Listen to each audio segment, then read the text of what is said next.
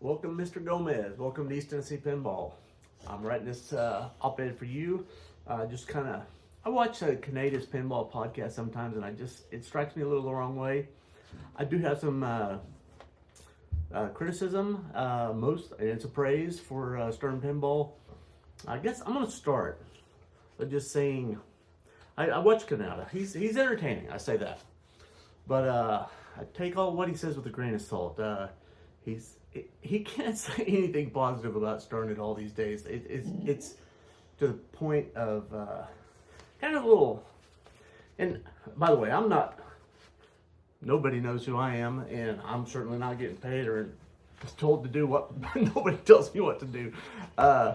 So this is just coming from my heart. I think Stern makes the best, highest quality pinball made today. I wouldn't say it's the highest pinball ever made, but for sure, it's the highest quality pinball made today. And I think you talk to anybody that's got games on route, and as I do, I think almost all of them would agree with that. I think that's just like a truth. I think you can say that's a truth. I don't think that's a disputed fact. Canada can say things a lot about style, but and they just opinionated. Everybody can have their own opinion. But when he start talking about style, and I see his haircut, well, that's a style that, it's his style, it's fine. He can have his hair any way he wants. But when he starts talking about what everybody else wants, maybe that's not what everybody else wants, That's what I'm saying. So, there's that. This isn't about Canada. It's just the guy is just like, kind of over the top. So, anyway. I think you make the best pinball machine out there, no hands down, high quality, minimal maintenance, minimal errors, minimal breakage. Tens of thousands of plays, and the games still play pretty well with some minor maintenance and just minor repairs. My biggest complaint about the new Sterns is the gauge of the wires going to all the little switches. The wires are a little too thin, and they just snap from vibration. Like the end of stroke switches on the flippers are always breaking in two. The wires themselves just break in two. That's one of my number one complaints is the wires are too skinny. If they were just a little thicker, that would reduce like half the repairs on site. The long range optos are also kind of weakish, I would say. They fail a lot, but that's a pretty cheap part, pretty easy to replace. So those are my two, and those are both easy things to fix, and they're still fairly infrequent. And for the home user, probably not much of an issue at all. But anyway, here's my two things I want to talk about mostly today, though: payment systems and accounting. And both of these, I know that I know you're really proud of Insider Connected, and Insider Connected is really cool. But there is no payment system, and there should be, in my opinion. And I think Stern's just missing. I don't know why y'all haven't done this. I know surely you've thought about it, but I'll give you my thought about it, and maybe it'll change your mind. And also I want to talk about the accounting. I know you probably heard some criticism about the accounting. I'm going to give you my criticism on accounting because I really, really don't like the way the accounting is done on Insider Connected. Okay, let's talk about payments, and I'm going to talk generally about all payment systems, and I know you're probably aware about this, but a lot of other people that are watching this probably are not really familiar with the way that payment systems works. So, as you know, and probably a lot of other people do, but not everybody, payment systems are increasingly difficult. People walking into a bar or something, how do they pay to play a pinball machine? Increasingly, people walk in, they don't have cash, and that's a problem. Or if they have whatever kind of payment they've got, there's like 20 million different payments. And converting that into playing a pinball machine is more difficult now than it's ever been. You'd think it'd be the opposite, but it's not. It used to be everybody walked in with cash, and you could turn that cash, either put a dollar bill in the machine, or you turn the dollar bills into quarters, or a lot of people just had change in their pocket also. Or you could just go to the bar and get a handful of quarters or nickels or dimes way back in the day. But that's increasingly more difficult. So let's go through different ways. Bills, you put a bill reader on every machine. It's like $100, $150 on every machine. And some of the older machines, it's harder to put a bill reader in there. If you've got a bunch of vintages of games, if you got a whole bunch of games, a whole bunch of bill readers, not a great option. And still, probably half people walking into the place don't have any green money in their pocket. So it's a problem. Quarters, even worse. Nobody has quarters in their pocket, so you got to go from dollar bills, convert those into quarters. And the problem with quarters, another problem is you can't like go to the bar and turn a credit card into quarters, because you can't sell quarters. That would be a cash advance, and so it's a different type of transactions, and most places aren't set up to do that like at a bar or a vending machine. So you can't sell quarters because they're already a currency. So that is another reason why quarters don't work. There are a few app-based systems where you put credits on your phone, and you've got a Bluetooth signal, and you got a Bluetooth receiver in the machine, and then it syncs up. Some of those, and those have some merit. They can work. The ones that I'm at least aware of, they're fairly expensive by the time you pay the credit card fee and the fee to the vendor. You're talking like 6, 7, 8% cut, plus the vendors take the walkaway money. Again, you know what the walkaway money, but basically the money that you put on your phone for everybody else, the money you put in your phone, you don't spend it. Like you put $20 of credit on your phone and you don't spend it all, and it never gets spent.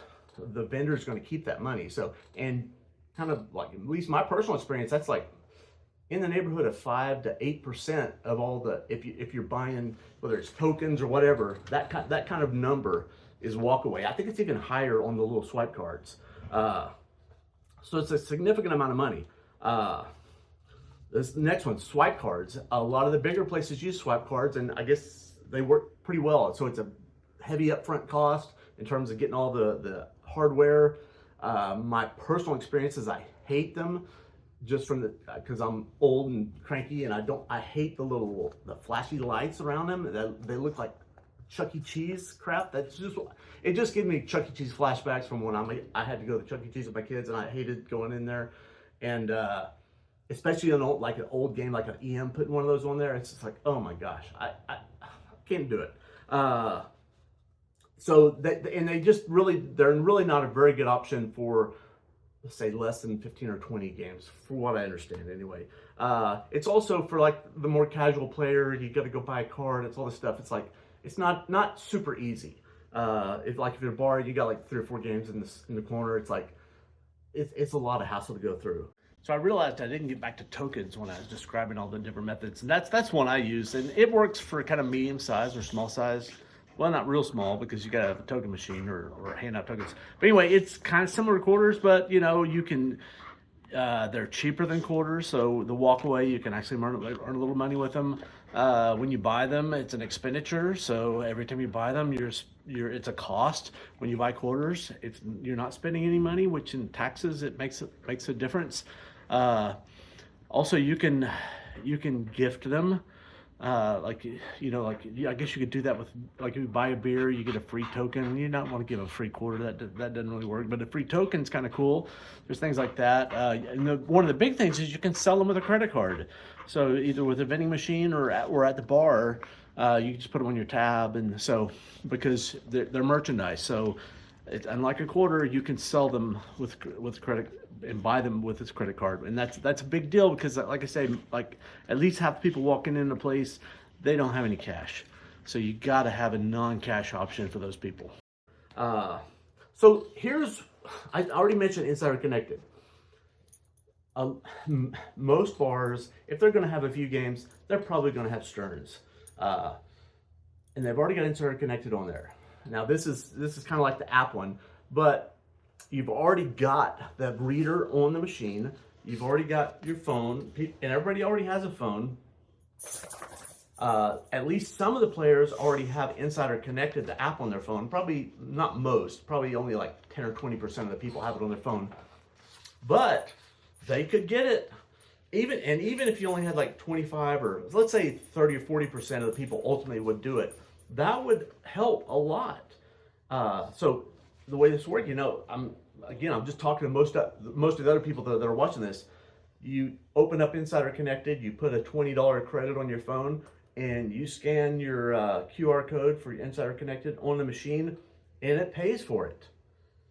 And so what does Stern get out of this? Well, so Stern's going to take their, well, they're going to have to pay it. It'll be the 2.5% or whatever, their credit card fee, and maybe they put another fee on top of that. I've got a NYIAX that I use to sell tokens with a credit card. It's like 2.5% plus a 10% per transaction or something like that. So there's a chance for Stern to skim a little money there. Potentially they're going to take all the walkaway money. I think that's a horrible thing to do, but potentially they do that also, and that's upwards of 5% right there. If Stern was to take the walkaway money, and it wouldn't just be from one location; it'd be from all the, because you'd be using this app. That'd be the thing about it, is you could use it in any place in the country or around the world, because as soon as you scan it, the Insider Connected already knows where the machine is. It knows who owns the machine. It knows who the player is. It knows all the parties already. So it's just a matter of a little software manipulation. I act like it's no big deal. I'm sure it's a bigger deal than I think, but I also think it can be done. And it would encourage more people to use the Sterns. It makes it easier to pay. And again, not everybody's going to do it. And I wouldn't want to be in a situation where that was the only pay system. Maybe for a big place, they could just convert to that. But it's the reason part of the reason I haven't gone to the other one, some of the other online pay ones, is because it's kind of a burden, like a casual player, to walk up to a game and say, I've got, I want to play this game. I got to download an app, blah, blah, blah. I don't want to miss all that. So that's too much burden for a lot of people. But for a lot of people that are going to play regularly, they would, and especially the people that already have Insider Connected on their phone, they'd love it. They'd love it. You could do discounts. You could do happy hour pricing. I mean, there's so much stuff you could do with it. Stern you could give bonuses for achieving credit. Like they do the free games for like getting a high score. You do an achievement. You get like to the third level of some achievement on Jaws, and you're like the upper 1% of people did it. Okay, you get $10 of credits for doing that. Now that would be motivating. That'd get people playing. I mean, it's like, why not? Why not? I don't get it. It just seems like a no-brainer. So let's do it. Let's do it. You make more money, I make more money. We all make more money. Everybody's happier, and it just drives the sales of more Stern pinball machines. Okay, next point, accounting. So as you know, but most other people don't, when I look at my accounting on Insider Connected, I can see 1 day, 7 day, and 28 day running totals. There's absolutely nothing about this that doesn't suck 100%. I mean, I'm not going to hold back. I hate it, hate. And I don't use hate that strongly, that often, but I really hate this thing. There's nothing about it that's even okay. You need to scrap it and start over. So let me tell you about why I hate it. So today, if I look at today's totals, it's 1 p.m. right now. None of the places I have pins in are open yet. They all open at 4 o'clock. So what am I going to see? I'm going to see either 0 or maybe 2 or 3 or 4 or 5, because they, as you know, at midnight is the start of the new day. So, and some of these places are open after midnight. So they might have a few plays after midnight, and that would be on today. So how did yesterday do? Well, I can't directly look at yesterday. What I can do is I can look at today. I can see, let's say I've got 5 today, and I can see the increase. There's also a number that says, oh, you did 100 more than yesterday. So if I got 5 today and 100 more than yesterday, I can do a little math in my head and say, okay, I did 105 yesterday. So that's the only way I get yesterday's score. Or I stay up, write it until 11:59, click on there, look at the number real quick and write it down. Otherwise, it's gone. 2 days ago, no way to figure out what it is. I can't see it 2 days ago. I can't see that data. If I want to say the weekly totals, if I look right now, I've actually got 6 days because I don't have today yet. If I want to see the 7 days, I got to stay up till midnight, log on, write down the numbers, And then at 12:01, that number decreases because it starts the next day, and that next day is at 0 because it's a 7-day running total. you see where I'm at. And the 28 days the same. So that's just not that's not the best way to do it. It's not even a good way to do it. A much preferable way for me, and you could ask a lot of different people, probably get a lot of different answers, but here's my answer, would be have a daily total and just have them all strung out, have it like an ASCII file, like a download, that'd be fine. Have a 7-day, Monday through Sunday. Have those weeks and stacked up in numbers every week. I could see a weekly number. How about this? How about you graph the weekly values? So I could look at a graph of the weeks every week, or a graph of the days, and I could start seeing trends. I taught engineering for 20-something years, and I've said this so many times to a lot of young engineering students. When you put stuff in a table, it's usually through laziness or lack of inspiration.